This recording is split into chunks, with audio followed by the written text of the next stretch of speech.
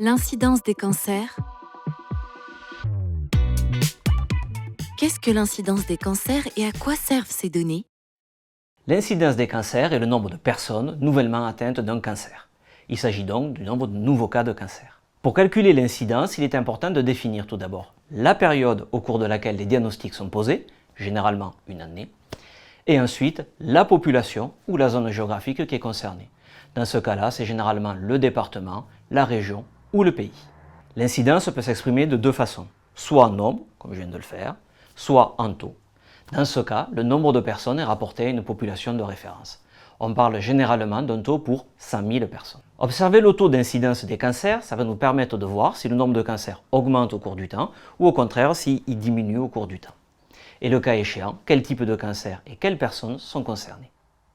Ainsi, l'incidence, comme la survie ou la mortalité, fait partie des indicateurs de santé de la population. Ces informations sont essentielles pour étudier, comprendre et faire qu'un jour, il n'y ait plus de cancer. Elles permettent en effet de guider et de mesurer l'efficacité des politiques de santé publique.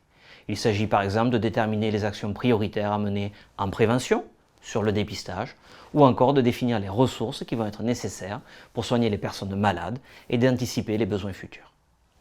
Ces informations, largement diffusées, informent nos concitoyens sur l'impact de la maladie dans notre pays. Ces informations sont également utiles pour comparer les pays entre eux. En France, qui produit ces données? La production des données d'incidence en France provient de 4 partenaires.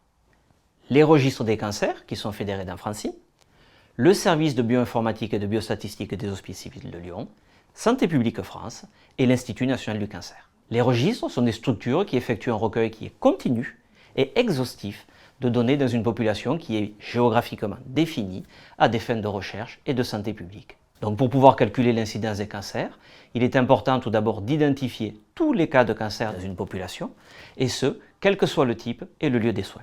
Pour ce faire, les registres vont donc collecter l'information qui va se retrouver dans les hôpitaux, dans les cliniques publiques et privées, dans les laboratoires, dans des centres de radiothérapie, mais aussi dans les centres de coordination de dépistage.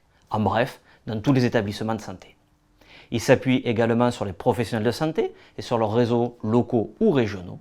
Et enfin, ils vont mobiliser des données et des fichiers de l'assurance maladie. Une fois le travail de collecte effectué, les registres valident et codent tous les cas de cancer. Pour caractériser le plus précisément possible et avec la plus grande certitude un cancer, il est important de pouvoir regrouper et de pouvoir recouper les informations de plusieurs sources. Il existe en France actuellement une trentaine de registres des cancers. Ils sont répartis dans différents départements. 4 registres couvrent les départements et régions d'outre-mer, les DROM.